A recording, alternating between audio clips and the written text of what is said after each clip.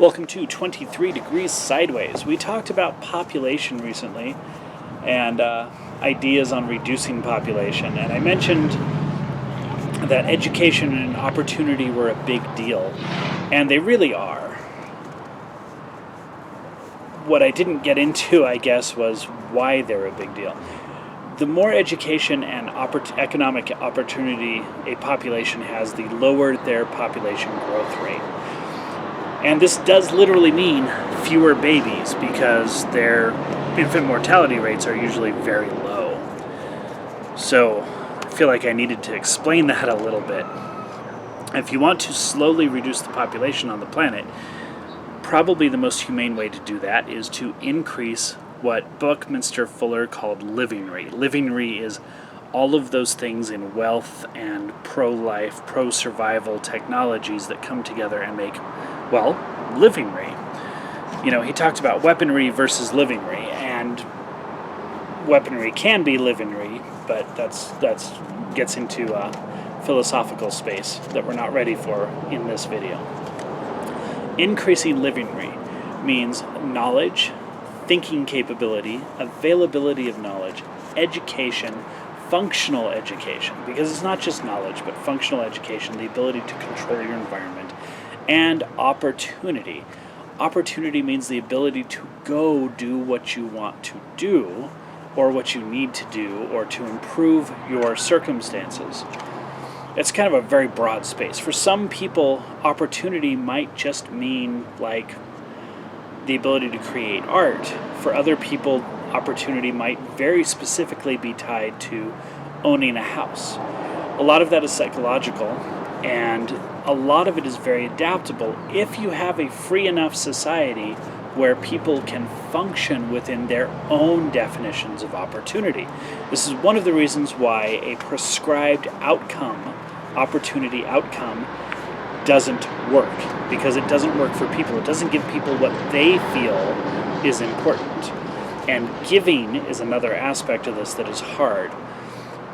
Humans need to give. Humans need to give to be socially effective and good, moral humans. Like, it is actually built in. But societies don't give. Governments don't give in the same way. That mandatory gift where you have to live in the projects because that's your gifted housing, that's a chain around your ankle. That's not an opportunity. If you want to reduce population growth, you're going to have to increase education and opportunity. But opportunity means something different than safety. Okay, it's not a guarantee that everyone will always have this brand of SpaghettiOs to eat in this project housing development. Opportunity means that you can go pursue your own individualized goals instead of being stuck in a survival rut. One of the most one of the most saddening but interesting aspects, theoretically entertaining but in practice saddening, of the experiments in full welfare provisions is that it does reduce opportunity and increase survival stresses. So this is something I don't think the progressives have ever been able to figure out. If your survival depends on supply from an outside agency, you do not have anything to relieve your survival stress. You are not self-reliant. You do not have the ability to care for yourself. So if you provide someone with strictly a welfare basis of life, and I'm not trying to say welfare is bad or anything, but if you try to provide that as the basis of life, then that person is utterly and totally dependent on the government, the agency, and that causes bad things to happen. It's verifiable. You can look at it. You can look at abuses of food stamps. You can look at government abuses of their clients. You know, and sometimes this is stuff like forced sex to qualify for food stamps and really nasty things, but often It's just this subtle little thing. Stand in line, fill out the form, behave the way we tell you to behave, or you can't have your stuff. Right now, during the pandemic, we have a big problem with the DMVs in many states. Okay, my state is one of them, and they're not operating in a normal fashion. Okay, you have to stand in line outside, down the block, 6 feet apart. And they're very specific about what you do, don't do, what you can do, what you can't do. And they have a lot of authority because they control your life. They control your ability to have identification, actually function as a human being. And they also control your ability to drive, to travel. And that's a really big deal. But they have total authority. You can't fight them. If you want to fight them, you get nothing, and you can't do anything until someday in the future, maybe when you get a hearing to talk about your grievances. If those hearings, those administrative courts, ever open again, there's no guarantees. You are totally at the mercy of an outside agency, which will provide you with everything you need if you follow the exact rules, do the exact things in the exact prescribed order, and that is very stressful.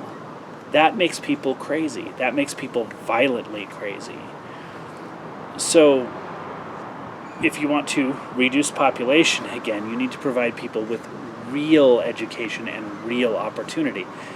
This means they need to have the ability to, in a self-actualized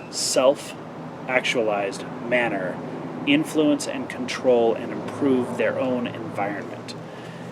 This is all, I'm using a lot of self words. I'm using a very selfish terminology here. It's all very individualistic. But even in the most communal setting, that's important.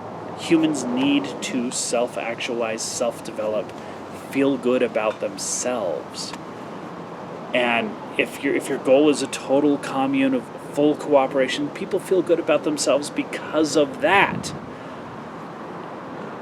You need to provide opportunity. Opportunity to self-actualize. Opportunity to self-grow. To self-improve, to improve their own environment. And the environment of others. Yeah, we're a very caring species. But you can't take that away and be providing opportunity. So if you want to be environmentally active in reducing population and improving the Earth, our spaceship here, our one and only home, think about what it means to improve education and opportunity for others. Handouts, government mandate handouts, may not be your best option. Think about it, stay sideways, and have a good one.